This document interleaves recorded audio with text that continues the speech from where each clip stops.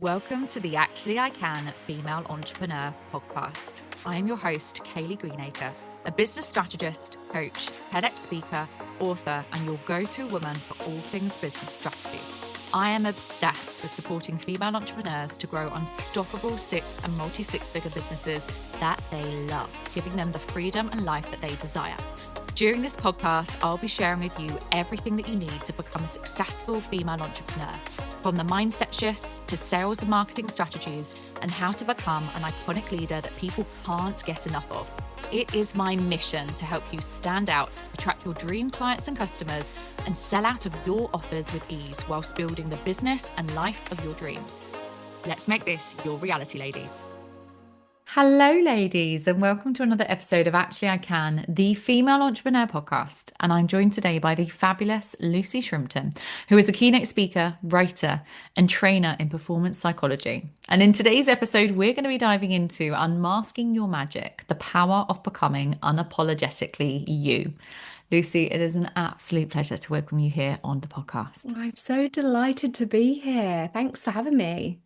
Thank you for joining us. It's so exciting that we're diving into this whole entire concept around unmasking and really leaning into becoming unapologetically you. So I'm really excited for this conversation. But before we dive into the actual topic itself, can you share with our listeners a little bit more about you and your story or your journey? I can, and I will try and give you this in the short version because it's been a long one. I've been in business for myself since I was 18, so there's been lots of twists and turns. But I guess the quick version is I was very shy and introverted growing up, which was ironic, really, because I was also a lover of performing, singing, dancing, stage, did TV work and stuff. So the kinds of things you would expect of an extrovert, but nope, not me. I was really quite inhibited. I had a lot of creativity as a child, wanted to bring ideas to life, and that's always been part of me. But I suffered voice loss as a professional singer and vocal nodules, and I lost my voice a few times, both physically and metaphorically, which is part of the whole story of why I do what I do today. And I think really over the journey, so in my professional life, I've had lots of different businesses that I've built from the ground up. Some that I've scaled and sold, some that have folded and failed, and it's been a nightmare. But that's all part of the learning, and I love and own every single bit of it. But I think I guess, golden thread that's always run through all of it has been this deep, deep belief that we are all so much more capable than we let ourselves be, and we are covered in all sorts of conditioning and thinking that makes us play smaller than we could, or follow blueprints and follow other things and not be who we really are. And I genuinely do think that the ability to uncover the real magic and essence of who you are at your core is the secret to actually becoming and being and having everything you ever dreamed of and what you're meant to be here for. So I guess that's a kind of a quick way of kind of giving you the whistle stop on who I am and where I've gone through to arrive at this really meaningful work. I mean, is that concise enough, or did you want more depth? Because I don't want to waffle on. That's great. No, such a great introduction to who you are for our listeners, for sure. And, to anyone listening, if you want to find out more about Lucy, then obviously go and connect with her, go and click on the links in the show notes and find out more about the incredible work that she does and more about her backstory as well. And let's dive into this, because I think there's so much to be said for, people unmasking, and, there's a lot of us, and I'm sure so many of us have sort of hidden behind masks and not been the true authentic self in some part of our lives, whether it's our business journey as an entrepreneur, whether it's a previous part of our journey and our story. You talk about unmasking your magic. What does it actually mean? And why do so many of us as entrepreneurs kind of end up wearing masks in the first place? This is my favorite topic. So I think the way I love to describe it, and I have a lovely visual on this actually, but the way I describe it is we come into this world pure, the pure, brilliant us. And I have a visual of this where it's this gorgeous, clear, brilliant diamond. And over time, for all sorts of reasons, and a lot of it in childhood, but also as we grow, and even in our 20s and 30s, even like we absorb so much, and there's conditioning, and there's trauma and experiences and exposures to things, messaging that we pick up, all the things. And I have a visual of that where that's like the sludge, right? The dirt, the toxic thinking, the mess that kind of spoils that brilliance. And then what we do is we sprinkle that with some beautiful glitter and put our front on that gets us through. You know, it's what we do to survive or to perform or to appear how we think we should, or what we need to do or how we need to be seen. And so that's that glittery surface. The way I talk about unmasking, if you like, is actually first of all taking away that glittery layer, reveal the sludge. Let's look at what's that made of? What actually is that? So that we can jet wash that off and then reveal that brilliant diamond within the real you.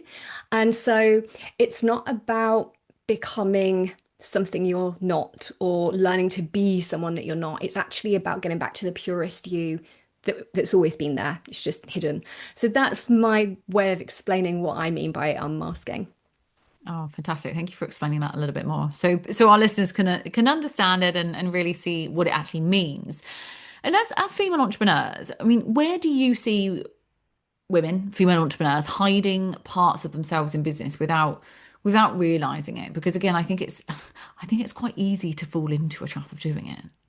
It definitely is. And I think it probably does affect all humans, but I think it affects women in a different way. Like it absolutely does. And that there's loads of reasons for that. That as women, we kind of know like what we've experienced society level wise. But I think how we do this is often comparisonitis, not Yeah. feeling, not feeling worthy, not feeling good enough, feeling a need to fit in, feeling a need to not stand out for the wrong reasons. And then the really, really big one, and one I talk about a lot in my keynote as well, is not appearing to show off or be seen in such a way that you're then hated upon, because ultimately we want to be liked. And I don't mean that in the sense of loved and adored necessarily, but just liked, like not have people hating on you and disliking you. And I think women,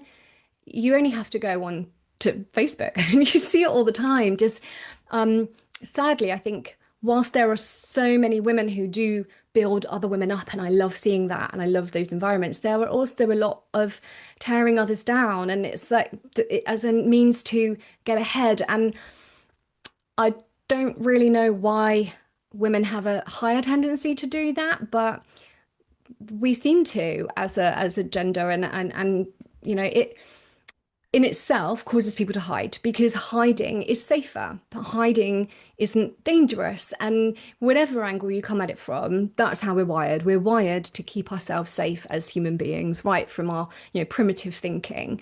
So if we see visibility, or especially as our true self, as dangerous, it's safer to wear a mask. It's safer to carry a frontage that feels safer, feels like it fits in. And you see this right in school age girls, like constantly trying to fit in, from matching hair to all the things. We do it like from a very early age. In business, massively. Like it's you start to look around and think, wow, everybody's a clone of everyone else, because Yeah. who am I to do it differently? And what if I look silly? Or yeah. So I think we see this in lots of ways, and we've been seeing it throughout our lives. Mm.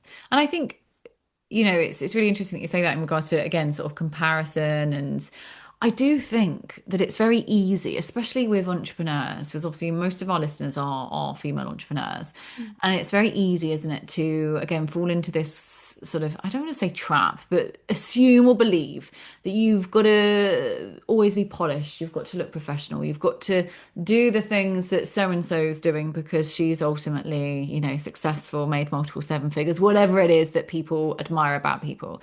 Um, but we do. I think we naturally fall into that kind of belief that that's what we've got to do because so and so has done it, or I've got to be polished, professional, all the things. I mean, it's really interesting because obviously the time that we're recording this, the Yap challenge has become like a massive thing, right, across the Yeah. world, and just being real and actually having conversations, showing up as a real human being, not having to, dress and put a full face and makeup and all these things on. Like people are just going on camera and, as we say in inverted commas, yapping, but talking, right? And I feel like this is a massive part of it. And actually, I'm so pleased that this has come about, because it's really identifying and showing people that you just be authentically you. Just Mhm. say, share whatever you want to share.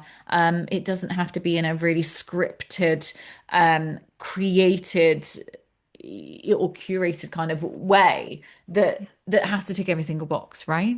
Absolutely. And you just touched on something there about, seeing other people that have what you want or have a certain level of success and thinking, well, they must be doing something right. And they are. Of course they are. They wouldn't have that if they weren't, but they're doing their version of that and that works for them. And people then get upset when they try to don't want to say necessary copy, but model that. And then it doesn't work the same for them. But that's because they're a different person entirely. And you can absolutely take influence and guidance from those who are where you want to be, or those who are further down the road that you want to travel. Absolutely great. But you've got to remember who you are to hold to carry that in your way. Otherwise, you end up building someone else's version of success. And if that's not actually aligned to you, you create yourselves a cage or a hamster wheel that you actually never wanted to get onto because it wasn't actually yours, it wasn't your path. And I think that's where it comes back down to self-trust and self-belief because we don't trust our own way of doing things or our vision. Well, that can't possibly be right because I don't have that success or I haven't reached that goal, so they must know better. And it's like, no, the only thing they know better is that they trusted themselves, believed in themselves, and went and did it. And yeah, I think there's a lot of that, in almost inferiority complex and putting people on pedestals.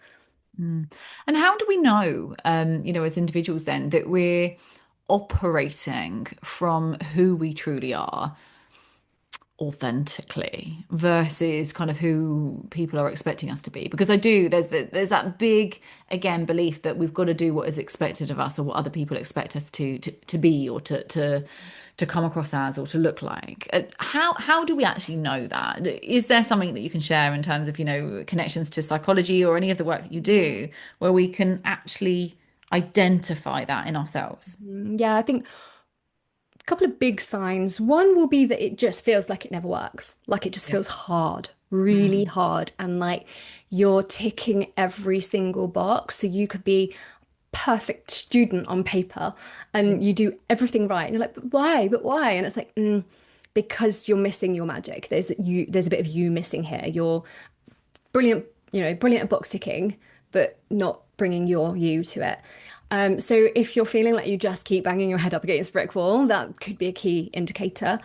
And another one, the other one that I think feels kind of similar to that really is it feels this is all kind of misalignment. So it feels somewhat heavy. It feels like a heavy load and it doesn't feel like it flows. And that's again, you sit down to do a task even and it's difficult. And that's again because you're trying to, you were saying about perfection, like you're trying to do it the right way, you're trying to do Yeah. it correctly, you're trying to follow the rules or the instructions.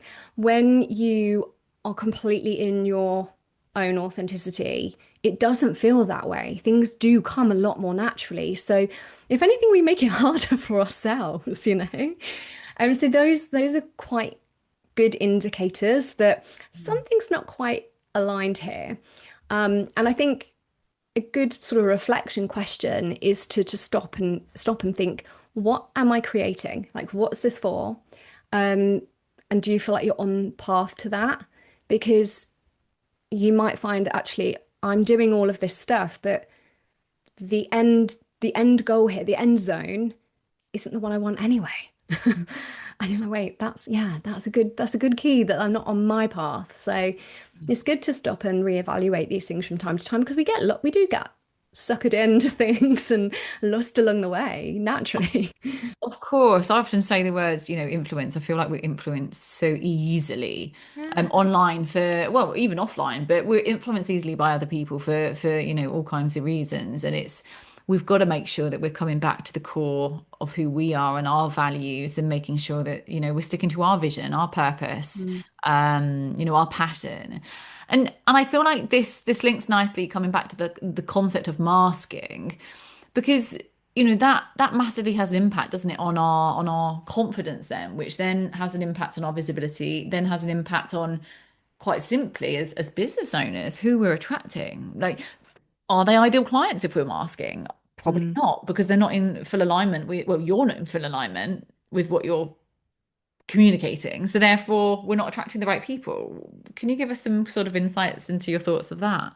Definitely. And communication, words, ultimately, that's if it doesn't come from you, I think this is now we've got AI that, can give you your words and feed them to you. Even if you've spent ages talking to it and putting your own words in, it will Mm. give you back something that actually just misses the magic. And so it might be beautifully articulate and sound, but it does lose something along the way. And that's when we do try to, I guess, perform someone else's version of what we want to say.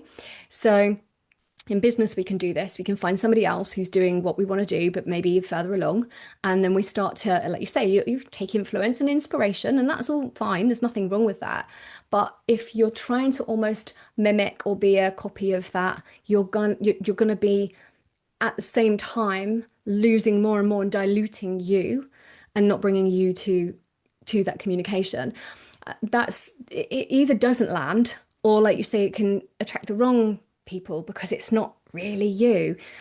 It's not until you really start to strip this back that you see it, and we all do it, but again if it feels hard. So an example, a few months back when I was working on a new keynote, I brain dumped everything into an LLM. I was like, right, I need to cover this and it needs to go here. I want to make sure, and I just wanted my thoughts organized. I wanted to like, right, we need to create the arc of this keynote. I want it to land this way.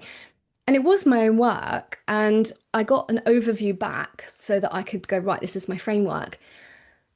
And it just didn't feel like mine at all. Even though, of course, they were my stories, they couldn't possibly be anyone else's stories. But I was like, that it's lost something. It's just totally lost something. And I couldn't even edit it. I had to just bin it and pull out a blank Really? page and start again. Yeah, it felt like it had lost that magic. And so I think that just going through that experience myself, just that was enough for me to go, oh, yeah, if you and I are doing it now, like we're talking, we're having a conversation.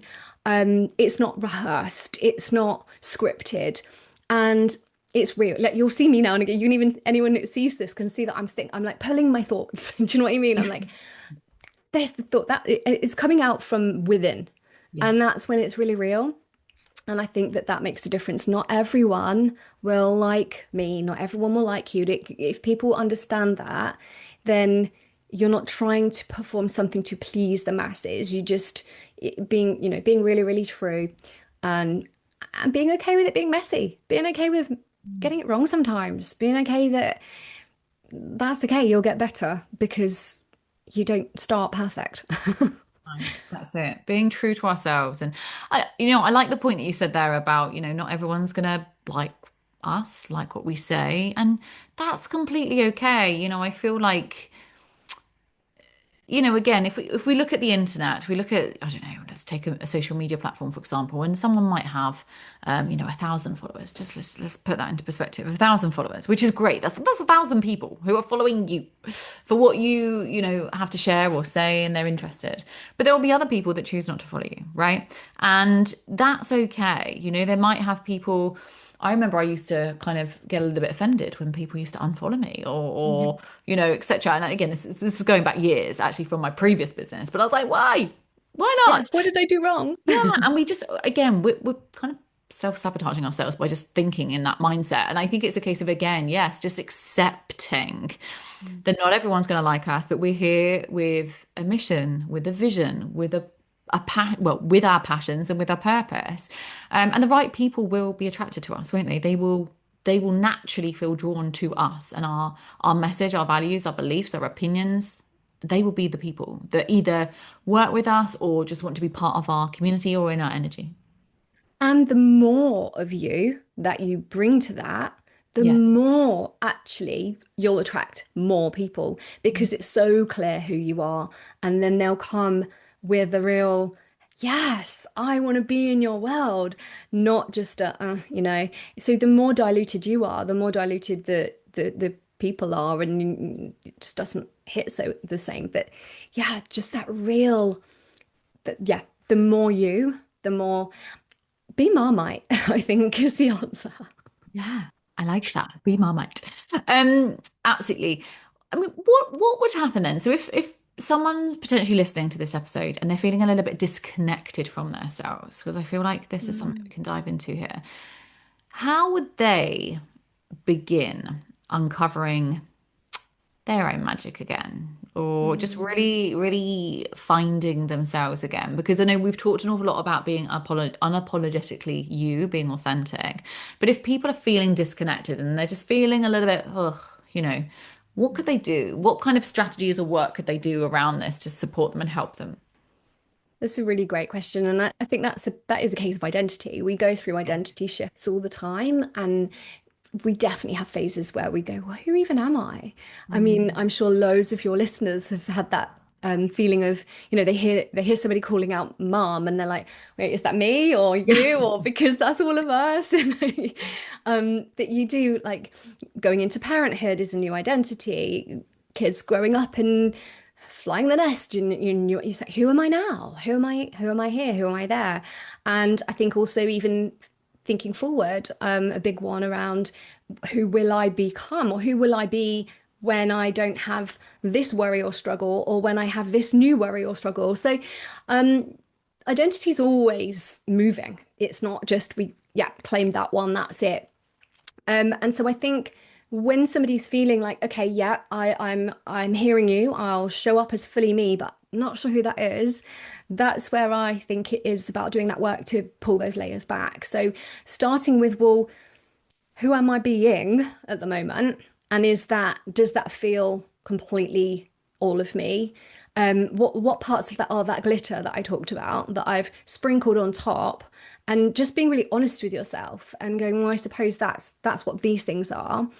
Um, and then thinking, well, underneath that, what are the things that have played a role in my belief system and how I think and how I feel about myself, because there'll be things in there like childhood conditioning and messaging and toxic thinking and all sorts of things.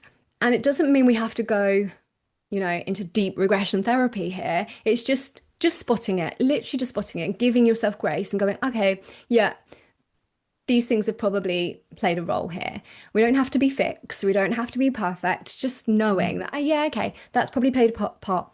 I love to then look at things and those things and think, well, what belief did that form? What was the belief I'm holding? And then questioning its validity. Like, is that really true?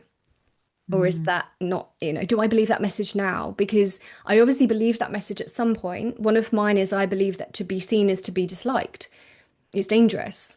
Do I believe that now? No. But do I sometimes operate as if I believe that? Absolutely. But that's because it's wired at a nervous system level to believe that. So just knowing that that goes on for me Yeah. means I can go, there's an awareness to it there. It's not true. And then you can start to form new patterns and build that resilience muscle. Um, but so getting to that uncovering of who you really are, I think is about then acknowledging what that sludge is over that pure diamond, and metaphorically, going, right, I'm going to jet wash that away because the real me that's always been there is this, this, and this.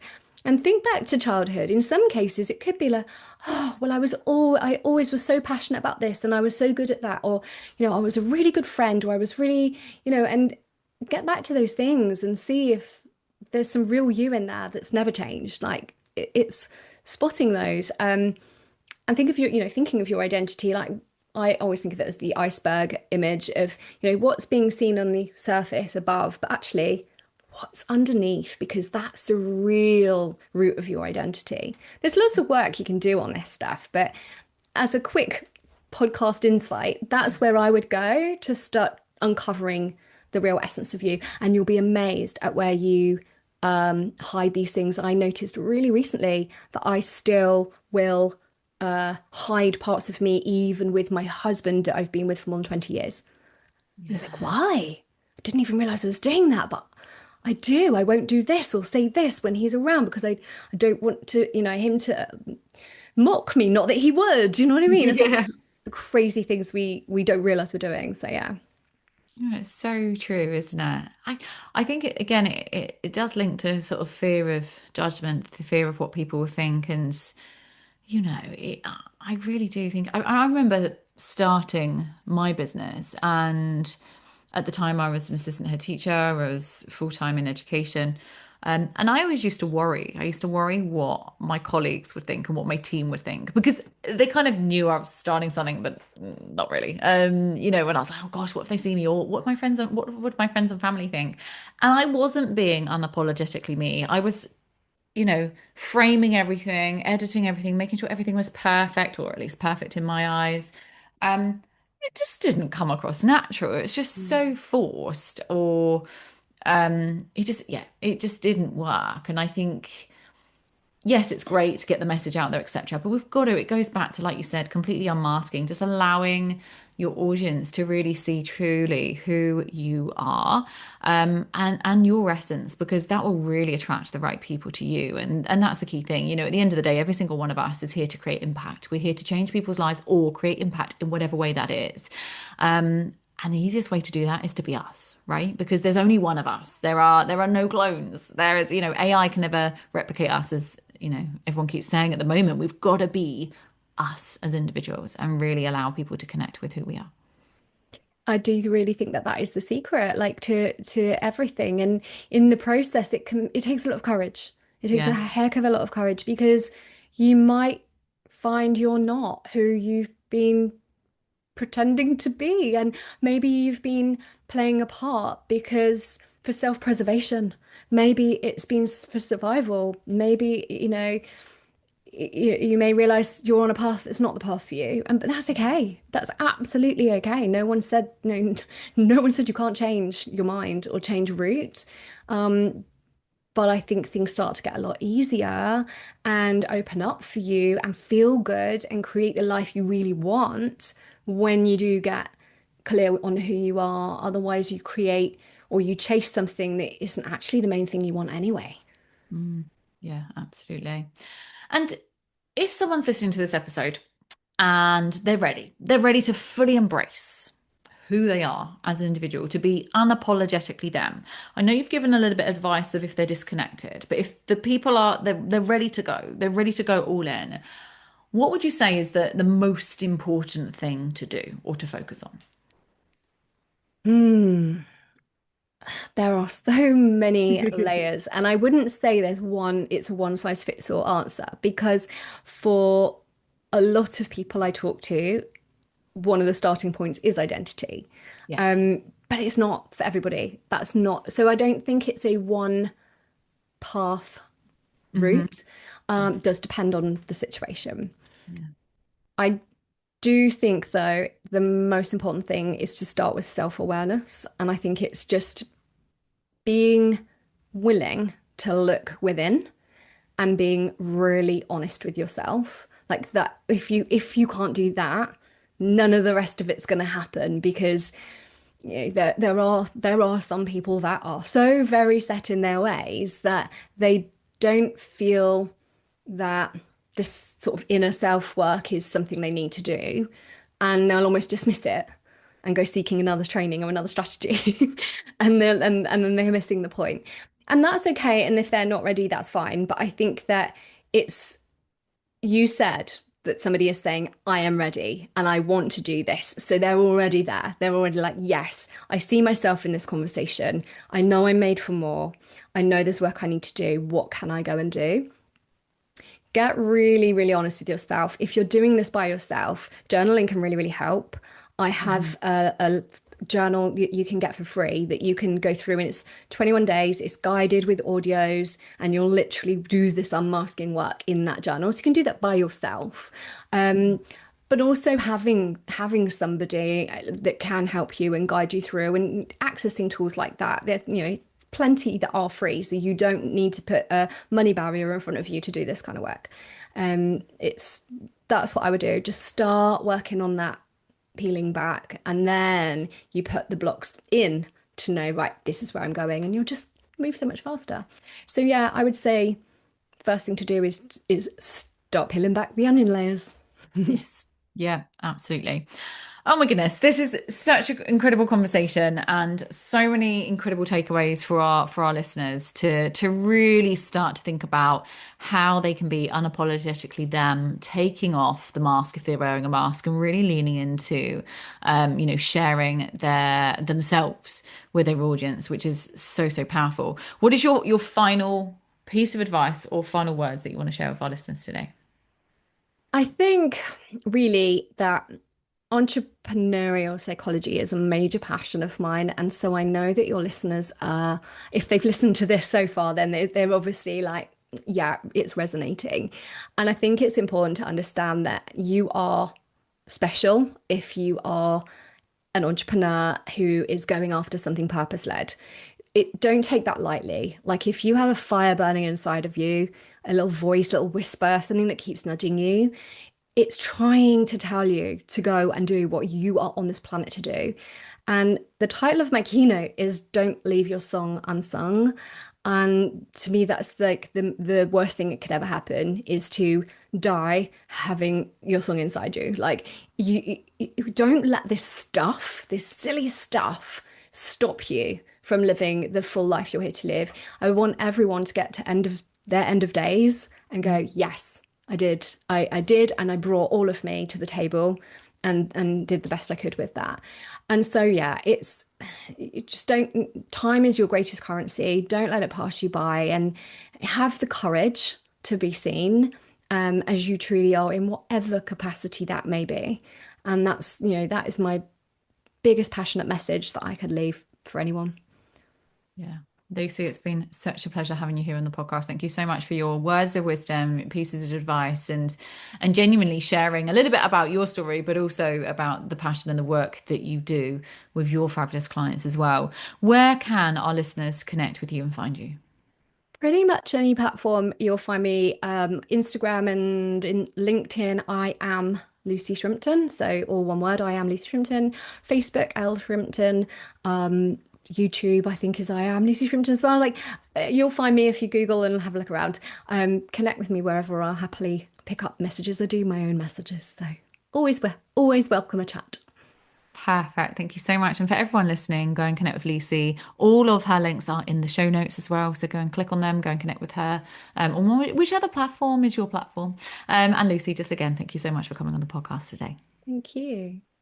Thanks to everyone that's tuned into today's episode. Please don't forget to rate, review, and subscribe to the podcast. And I will see you all again next time.